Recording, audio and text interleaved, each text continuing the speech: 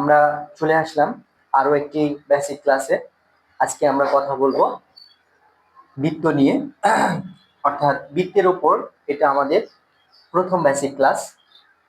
যাই হোক, যারা এখনো আমার চ্যানেলটি সাবস্ক্রাইব করনি তারা খুব দ্রুত চ্যানেলটি সাবস্ক্রাইব করে দাও এবং বেল আইকনটি টিপে দাও। আশা করি গণিত নিয়ে তোমাদের যত সমস্যা আছে ইনশাল্লাহ পর্যায়ক্রমে সব সমস্যা নিয়ে কথা হবে, কিন্তু তার আগে আমাকে মানসিকভাবে একটু সাপোর্ট করো। ওকে, চলে আসি, আমরা মূল আলোচনায় চলে আসি। এটা হলো একটি বৃত্ত। যদিও বৃত্তটি খুব একটা সুন্দর করতে পারি নাই, তারপরেও আর কি চেষ্টা করেছি। এটি একটি বৃত্ত, অর্থাৎ এই বৃত্তের কেন্দ্র হলো ও, অর্থাৎ ও কেন্দ্র বিশিষ্ট এটি একটি বৃত্ত। তাহলে বৃত্তের সংজ্ঞা কি, বা বৃত্তের সংজ্ঞাটি কিভাবে আমরা সংজ্ঞায়িত করতে পারি? বৃত্তের সংজ্ঞাটি হলো একটি নির্দিষ্ট বিন্দুকে কেন্দ্র করে কণাগুলোর দূরত্ব অপরিবর্তিত রেখে অঙ্কিত ক্ষেত্রকে বৃত্ত বলে। অর্থাৎ বৃত্তের কেন্দ্র থেকে তার পরিধি বরাবর যেখানেই যাওয়া যাক না কেন তার দূরত্ব অপরিবর্তিত থাকবে। আচ্ছা, এবার চলে আসি, এই কেন্দ্র, এটাকে বলা হয় বৃত্তের কেন্দ্র। এই যে পরিধি, এই টোটালটা হলো বৃত্তের পরিধি। অর্থাৎ কেন্দ্র থেকে বৃত্তের পরিধি বরাবর যেখানেই পরিমাপ করা হোক না কেন তার দূরত্ব সর্বদা সমান হবে। তারপরে চলে আসি, এই টোটালটা অর্থাৎ এখান থেকে শুরু করে এ পর্যন্ত এটাকে বলা হয় বৃত্তের ব্যাস। অর্থাৎ পরিধির এক পাশ থেকে অপর পাশে যদি কেন্দ্র দিয়ে কোনো সরলরেখা ছেদ করে তাহলেই ওইটাকে বলা হবে বৃত্তের ব্যাস। অর্থাৎ এক কেন্দ্র থেকে অপর কেন্দ্রে যদি কোনো সরলরেখা স্পর্শ করে, কিন্তু শর্ত হলো অবশ্যই সেটাকে কেন্দ্রগামী হতে হবে। অর্থাৎ এটা যে কেন্দ্র, এই কেন্দ্রগামী হতে হবে। যদি কেন্দ্রগামী হয় তাহলে সেটাকে বলা হবে বৃত্তের ব্যাস। বৃত্তের ব্যাসের অর্ধেক, অর্থাৎ ব্যাসের অর্ধেককেই বলা হয় বৃত্তের ব্যাসার্ধ। এইটা বৃত্তের ব্যাসার্ধ। আমি যদি এখান থেকে যদি এইটা কল্পনা করি, তারপরে ওইটা বৃত্তের ব্যাসার্ধ। অর্থাৎ কেন্দ্র থেকে যে কোনো একদিকে বৃত্তের পরিধি যদি স্পর্শ করে কোনো সরলরেখা, সেটাকেই বলা হবে বৃত্তের ব্যাসার্ধ। বৃত্তের এক প্রান্ত থেকে অপর প্রান্তে যদি কোনো সরলরেখা ছেদ করে এবং সেটা কেন্দ্রগামী না হয় তাহলে সেটাকে বলা হবে বৃত্তের জ্যা।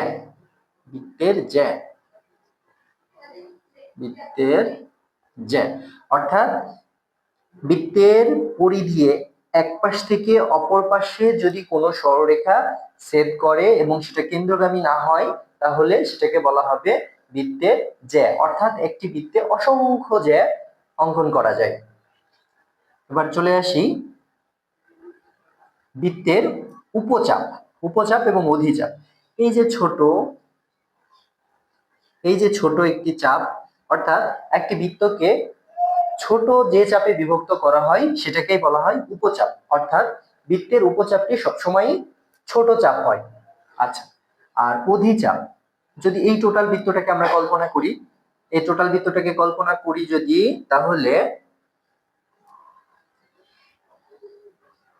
তাহলে এই উপরের অংশটুকুকে বলা হবে অধিচাপ। অর্থাৎ এই চাপের পরিমাণটা বেশি আর এটার পরিমাণ কম, তাহলে যেটা বেশি অধিক পরিমাণে সেটাকে বলা হয় বৃত্তের অধিচাপ, আর যেটা কম পরিমাণে সেটাকে বলা হয় উপচাপ। পরবর্তী আলোচনায় চলে আসি। তোমরা দেখতে পাচ্ছ সেম বৃত্তটি রয়েছে, শুধু মধ্যবর্তী একটু পরিবর্তন এনেছি।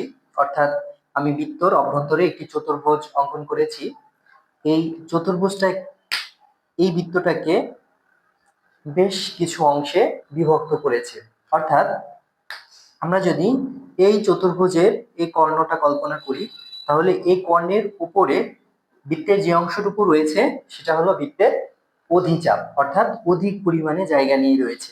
এই অধিচাপের উপরে বৃত্তের পরিধি বরাবর যে কোণ অঙ্কন করা হয়েছে এই কোণটাকে বলা হয় বৃত্তস্থ কোণ। এই কোণটা হলো বৃত্তস্থ কোণ। এখন এই বৃত্তস্থ কোণটা বৃত্তের অধিচাপের উপর অঙ্কিত হয়েছে বলে এটা একটি সূক্ষ্মকোণ। অর্থাৎ বৃত্তের অধিচাপে অঙ্কিত কোণকে বলা হয় সূক্ষ্মকোণ। তাহলে কোণ বিএডি বৃত্তস্থ কোণ এবং এই কোণটা হলো সূক্ষ্মকোণ। এই কোণটা হলো সূক্ষ্মকোণ। যাই হোক, এবার পরবর্তী স্টেপে চলে আসি। পরবর্তী স্টেপে আমরা দেখতেছি এটা হলো বৃত্তের উপচাপ, অর্থাৎ এই চাপটার পরিমাণ কম, এই চাপের তুলনায় এই চাপের পরিমাণ কম, অর্থাৎ এটা বৃত্তের উপচাপ। আর বৃত্তের উপচাপে যে কোণ অঙ্কন করা হয় সেই কোণটা হলো স্থূলকোণ, অর্থাৎ কোণ বিসিডি। কোণ বিসিডি এটা হলো একটি স্থূলকোণ, অর্থাৎ ছোট চাপের উপর যে কোণ উৎপন্ন করা হয় সে কোণটার পরিমাণ হয় বড়, অর্থাৎ স্থূলকোণ। আর বৃত্তের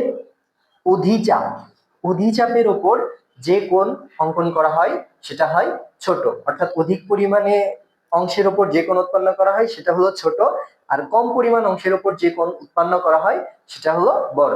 অর্থাৎ অধিচাপে যে কোণ উৎপন্ন হয় সেটা সূক্ষ্মকোণ এবং উপচাপে যে কোণ উৎপন্ন হয় সেটা হলো স্থূলকোণ। আশা করি বৃত্তের অভ্যন্তরে অঙ্কিত অধিচাপ আর উপচাপ নিয়ে তোমাদের আর কোনো সমস্যা হবে না। এবার চলে আসি কেন্দ্রস্থ কোণ। আচ্ছা, তার আগে সংজ্ঞাটা দিয়ে নিই, কেন্দ্রস্থ কোণ কাকে বলে। কেন্দ্রস্থ কোণ হলো বৃত্তের কেন্দ্রে যে কোণ অঙ্কিত হয় সেটাই হলো কেন্দ্রস্থ কোণ। অর্থাৎ কেন্দ্র দিয়ে যদি কোনো কোণ অঙ্কন করা হয়, যেমন বি ও ডি, এই পাশটা যদি আমরা কল্পনা করি তাহলে এটা কেন্দ্রস্থ কোণ, আবার উপরের পাশটাও যদি কল্পনা করি তাহলে সেটাও কেন্দ্রস্থ কোণ। আচ্ছা, যাই হোক, এবার বৃত্তের একই চাপের উপর বৃত্তস্থ কোণ এবং কেন্দ্রস্থ কোণের মধ্যে কি সম্পর্ক সেটা আমরা খুঁজে বের করার চেষ্টা করি। যাই হোক, এই বৃত্তের এটা হলো অধিচাপে এটা হলো বৃত্তস্থ কোণ। এই বৃত্তস্থ কোণটা এই কেন্দ্রস্থ কোণের অর্ধেক হয়, অর্থাৎ বৃত্তস্থ কোণ যদি 120 ডিগ্রি হয় তাহলে এই কেন্দ্রস্থ কোণ যদি 120 ডিগ্রি হয় তাহলে এই বৃত্তস্থ কোণ হবে 60 ডিগ্রি, অর্থাৎ এই বৃত্তস্থ কোণের দ্বিগুণ হবে এই কেন্দ্রস্থ কোণ। আমরা এটাকে এভাবে লিখতে পারি, কোণ বি এ ডি সমান 2 কোণ বি ও ডি, হাফ কোণ বি ও ডি, অর্থাৎ এই কোণের অর্ধেক হবে এইটা। আবার যদি এটাকে উল্টা করে লিখি তাহলে কিভাবে লিখতে পারি, এটাকে এভাবে লিখতে পারি, কোণ বি ও ডি সমান 2 কোণ বি এ ডি, অর্থাৎ এটার এই যে কোণ আছে এই কোণের দ্বিগুণ হলো এটা, আর এই যে কোণ আছে এই কোণের অর্ধেক হলো এটা। আচ্ছা, এখন চলে আসি এই কোণের সাথে এই কোণের সম্পর্ক আমরা খুঁজে বের করার চেষ্টা করলাম বা খুঁজে বের করেছি।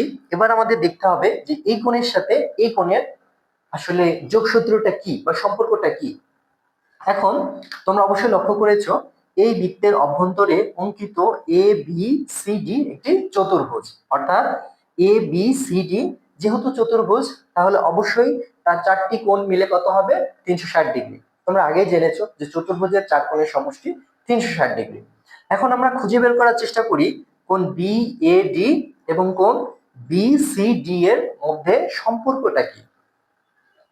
এই দুইটার মধ্যে সম্পর্ক, কোণ বি এ ডি এবং বি সি ডি এর মধ্যে সম্পর্ক হলো এই দুইটা কোণ মিলে হবে 180 ডিগ্রি, অর্থাৎ এক সরল কোণ। কোণ আমরা যদি এভাবে লিখি, কোণ বি এ ডি প্লাস কোণ B C D, B C D সমান 180 ডিগ্রি।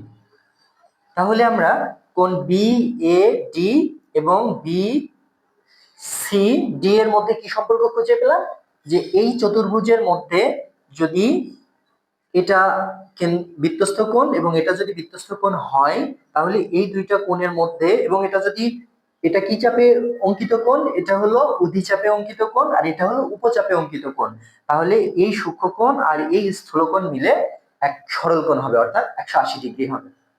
এখন এখানে একটা মজার ব্যাপার আছে, সে ব্যাপারটাও আমরা জেনে আসি। যদি এটা উপ এবং অধিচাপ না হয়ে সমান সমান চাপ হয়, অর্থাৎ এই চাপে যদি কোনো কোণ অঙ্কন করা হতো, অর্থাৎ এখান থেকে এখানে এবং এখান থেকে এখানে, অর্থাৎ সমান সমান চাপের উপর, অর্ধবৃত্তস্থ চাপের উপর যদি কোনো কোণ অঙ্কন করা হতো, তাহলে তার পরিমাণ কি হতো? এই কোণটা অবশ্যই কি হতো? সমকোণ হতো। কারণ কি, এই কোণ আর এই কোণ, অর্থাৎ একটি চতুর্ভুজের দুই পাশের অর্থাৎ এটা যদি বৃত্ত হয়, এই বৃত্তের এটা হলো অর্ধেক চাপ, এটা হলো অর্ধেক চাপ, অর্থাৎ সমান সমান চাপের উপর যে কোণটা অঙ্কন করা হবে সেই কোণটার পরিমাণ হবে এক সমকোণ, অর্থাৎ 90°। যাই হোক, অর্থাৎ ও কেন্দ্রবিষ্ট বৃত্তের বহিস্থ একটি বিন্দু পি। এখন ও থেকে পি বিন্দুতে ও কেন্দ্রবিষ্ট বৃত্তের কয়টি স্পর্শক আঁকা যায়? দেখি আমরা কয়টি স্পর্শক আঁকা যায়। এই একটি, এই একটি, অর্থাৎ এখানে আমরা দেখতে পাচ্ছি, যদি এটা এ ধরি, এটা বি ধরি, তাহলে এ পি সরলরেখা এ একটি স্পর্শক এবং বিপি সরলরেখা এ একটি স্পর্শক। অর্থাৎ ও কেন্দ্র বিশিষ্ট একটি বৃত্তের বহিস্থ কোনো বিন্দু যদি পি হয়, তাহলে এই বৃত্ত থেকে এই বিন্দুতে মোট দুইটি স্পর্শক আঁকা যায়। তাহলে আমরা বহিস্থ বিন্দুতে এই বৃত্ত থেকে কয়টি স্পর্শক আঁকা যায় সেটা বুঝলাম। আর সাধারণ অর্থে আরেকটি ব্যাপার সবসময় মাথায় রাখবে, যে এই বৃত্ত থেকে বহিস্থ বিন্দু পি, এই পিতে যে স্পর্শকটি আঁকা হয় এটা ম্যাক্সিমাম ক্ষেত্রেই 60° হয়ে থাকে। কোণ 60° হয়ে থাকে। অর্থাৎ যদি কোণের পরিমাণ দেখা যাচ্ছে এক্সামে দেওয়া নাই এমসিকিউতে, কিন্তু নির্ণয় করতে বলছে যে ও কেন্দ্রবিষ্ট বৃত্তের বহিস্থ কোণ বিন্দু পি, এখন পি তে যে স্পর্শক অঙ্কিত হয়েছে সেই স্পর্শক দ্বয় আসলে কত ডিগ্রি কোণে ওই বৃত্ততে মিলিত হয়েছে, তখন আমরা যদি অপশন না থাকে তাহলে নরমালি এটাকে 60° ধরে নেব।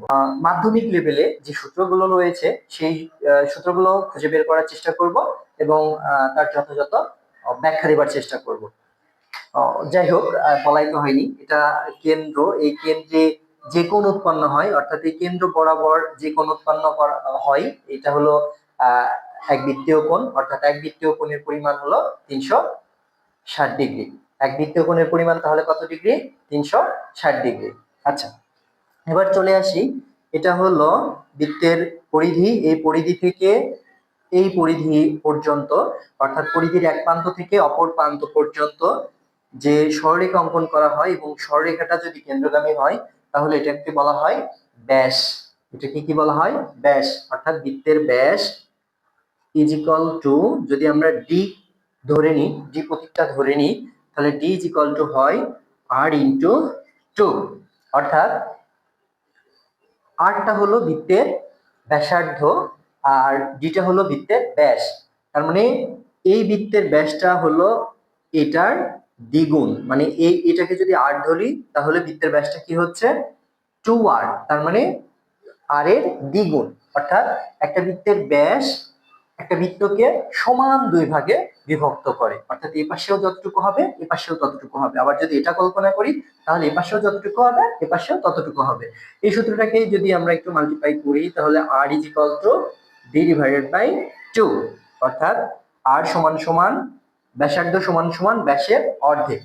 এবার এই বৃত্তের পরিধি বরাবর আসলে যে জায়গাটুকু রয়েছে বা পরিধি সমান কি লেখা যায় সেটা দেখে আসি। বৃত্তের পরিধি সমান পরিধি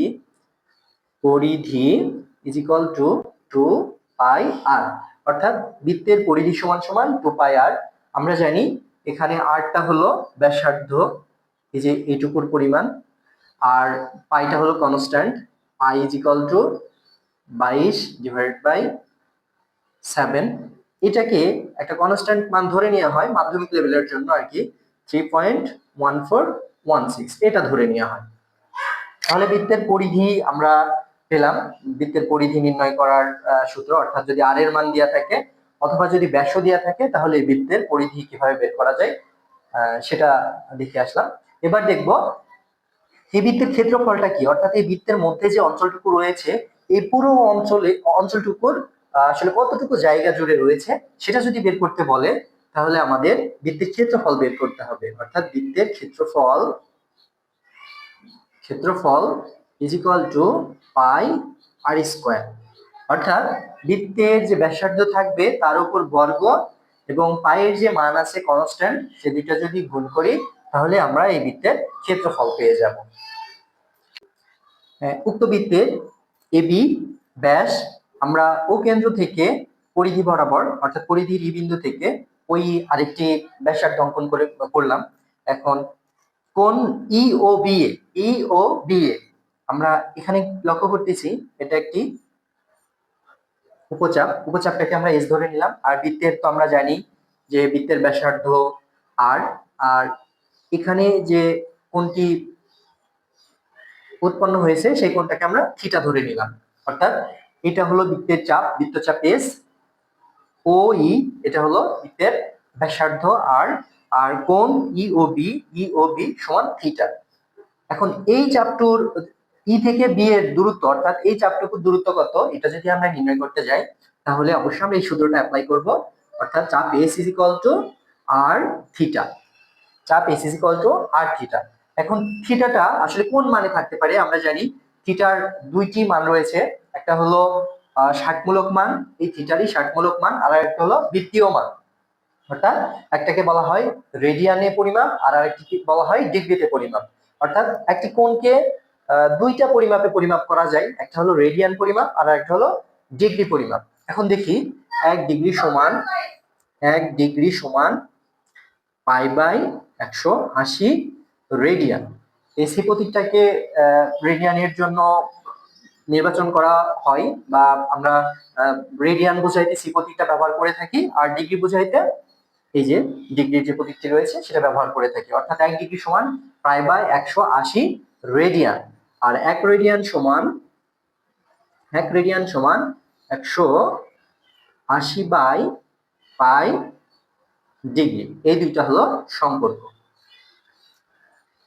তাহলে এই ব্যাপারটা আমরা ক্লিয়ার বুঝতে পারলাম। একটি বৃত্তের কেন্দ্র থেকে দুইটা ব্যাসার্ধ নিয়ে যদি কোনো বৃত্তচাপ অঙ্কিত হয় তাহলে সেই বৃত্তচাপটির দূরত্ব আমরা বের করতে পারি S is equal to R theta. অর্থাৎ এই ব্যাসার্ধ দিয়ে এই কোণের যে মান থাকবে সেটার যদি গুণফল নির্ণয় করি তাহলে উক্ত সমাধানটি আমরা পেয়ে যাব।